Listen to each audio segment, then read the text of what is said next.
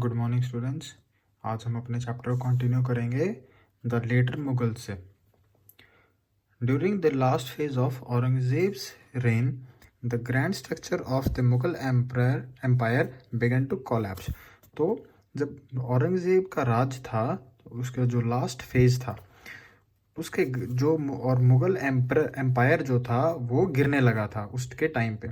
As a result of that, many autonomous independent states began to merge in the 18th century. तो इसके चलते काफ़ी सारी जो आज़ाद स्टेट्स थी वो आपस में जुड़ने लगी 18वीं सदी में, 18th century में। The Mughal rulers who occupied the throne after Aurangzeb are called the later Mughals. तो जितने भी मुगल जो रूलर्स थे, राजा थे, औरंगजेब के बाद जो आए उन्हें लेटर मुगल्स कहते हैं। They were weak rulers under whom the nobles exercised real power. वो काफ़ी कमज़ोर रूलर थे, काफ़ी कमज़ोर राजा थे। These nobles were not a homogeneous group but were divided into factions on the basis of their origin. Each tried to assert its superiority over the other. तो जो nobles थे जो इन राजाओं के नीचे काम करते थे वो एक ग्रुप के नहीं थे, वो अलग अलग ग्रुप्स के थे और सभी एक दूसरे के ऊपर अपनी धौंस जमाते थे। Aurangzeb death resulted in a war of succession among his sons. जैसे ही औरंगजेब की मृत्यु हुई उसके जितने भी बेटे थे उनके आपस में एक जंग छिड़ गई कि कौन अगला राजा बनेगा। Finally Bahadur Shah one came to the throne in 1701।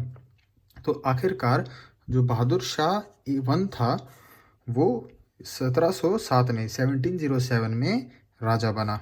He try to reserve his father's reactionary policies. उसने अपने फादर की जो पॉलिसीज थी उसे बचाने की कोशिश की।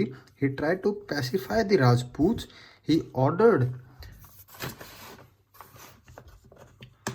The release of Sahu the grandson of Chhatrapati Shivaji. तो उसने क्या किया, राजपूत से सुलह करने की भी कोशिश की और जो छत्रपति शिवाजी के जो पोते थे शाहू उनको आज़ाद भी किया। He also abolished the jizya.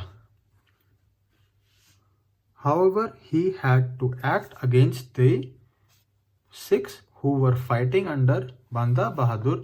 This led to prolonged struggle between the Sikhs and the Mughals. उसने जो जाजिया है उसे भी ख़त्म किया। However, he had to act against the Sikhs. उसे सिखों के खिलाफ भी लड़ना पड़ा क्योंकि सिख जो थे वो बंदा बहादुर के साथ लड़ रहे थे। Bahadur Shah one was succeeded by a weak and incompetent ruler Jahangir Shah in 1712। तो बहादुर शाह वन जो थे वो हटा दिए गए रूलर से और एक इनकम्पिटेंट रूलर जो थे जो जहांगीर शाह वो 1712 में आ गए। During his tenure the Saeed brothers Syed Hussain Ali and Saeed Abdullah assume the role of king makers. उसके राज्य में जो सईद ब्रदर्स जो थे, ये सैयद हुसैन अली और सईद अब्दुल्ला, वो दोनों किंग मेकर की रोल निभाने लगे कि वो ये दो भाई थे जो राजाओं को बनाते थे। दे रिप्लेस्ड हिम विद फारूक सियार his Neiphiu and later killed Jahangir Shah.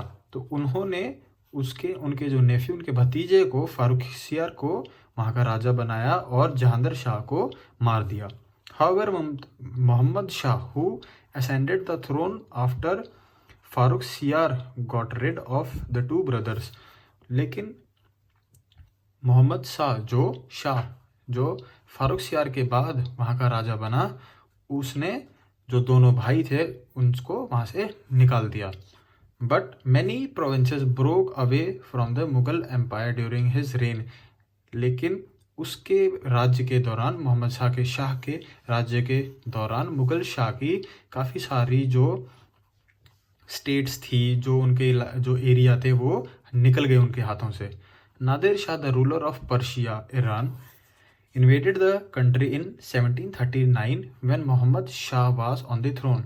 तो नादिर शाह जो ईरान पर्शिया का जो रूलर था उसने कंट्री में हमला किया जब मोहम्मद शाह वहाँ का रूलर था।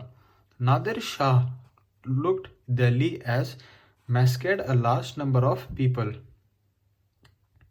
तो नादिर शाह ने दिल्ली की तरफ देखा और वहाँ पर बहुत सारे लोगों की हत्या की। The attack was so powerful and devastating that it shattered the stability of the Mughal empire. वो हमला, वो युद्ध इतना भयानक था कि मुगल एम्पायर की नींव वहाँ से हिला दी गई थी। Mohammad Shah was succeeded by some weak rulers. The last Mughal empire was Bahadur Shah Zafar. तो मोहम्मद शाह कुछ कमज़ोर जो रूलर्स थे उनके द्वारा बचा लिया गया, लेकिन और जो लास्ट मुगल का एम्परर था वो था Bahadur Shah Zafar. Foreign invasion. The Persian ruler Nadir Shah invaded India and defeated the Mughal emperor Mohammad Shah at Karnal in 1739। तो जो पर्शियन रूलर था नादिर शाह उसने इंडिया पर हमला किया और जो मुगल एम्परर मोहम्मद शाह था उसको हरा दिया गया 1739 में। Muhammad Shah was restored to his throne only after he gave up all the territories west of the Indus। तो मोहम्मद शाह अपने सिंहासन पे, अपने राज्य पे तभी वापस लौट पाया जब उसने अपने जो इंडस नदी के वेस्ट साइड में जितनी भी उसकी टेरिटरी थी वो उसने दे ना दी वापस। Afghanistan thus went permanently out of control of the Mughals। उस टाइम तक अफगानिस्तान जो था वो मुगल के हाथों से बिल्कुल निकल चुका था। Nadir Shah carried away enormous wealth including the Kohinoor diamond and Shahjahan's jewels stun peacock throne. Nadir Shah ने बहुत सारी दौलत वहाँ से लूटी। कोहिनूर जो हीरा था उसको भी उसी ने लूटा और शाहजहाँ की जो ज्वेलरी थी, जो एक पीकॉक थ्रोन था, उसे भी नादिर शाह ने वहाँ से लूटा। Nadir Shah's invasion exposed the weakness of Mughals. तो नादिर शाह का जो वहाँ पे इन्वेजन था, जो वहाँ पे उसने हमला किया था, वो मुगल्स की कमज़ोरी का एहसास था। After this invasion the Marathas expanded northward and threaten Mughal authority. इस हमले के बाद जो मराठा थे वो नॉर्थ की साइड बढ़ने लगे और मुगल्स को उनको डराने लगे। Between 1748 and 1761, the Afghan ruler Ahmad Shah Abdali invaded India several times। तो 1748 और 1761 के बीच में अफगान का जो रूलर था अहमद शाह अब्दाली, उसने कई बार इंडिया पर हमला किया। In 1761, Ahmad Shah Abdali inflicted a crushing defeat on the Marathas in the third battle of Panipat। तो अहमद शाह अब्दाली जो था वो inflicted crushing defeat on the Marathas. तो मराठास पे बहुत बुरी हार हुई। This destroyed the possibility of the Marathas replacing the Mughals as the supreme power in India. तो उस टाइम पर जब मराठाओं की हार हुई थी तो मराठाओं की वहाँ पर इंडिया के ऊपर सुप्रीम पावर, बड़ी ताकत बनने का जो ख्वाब था वो वहाँ से मिट गया। This event also cleared the way for the British to emerge as a political free force in India। तो ये वो जरिया था जहाँ जो ब्रिटिश सरकार थी वहाँ वो पॉलिटिकली इंडिया में अपना कब्जा जमा सके। तो आज की क्लास में इतना ही करेंगे। The former Mughal provinces next class में। Thank you.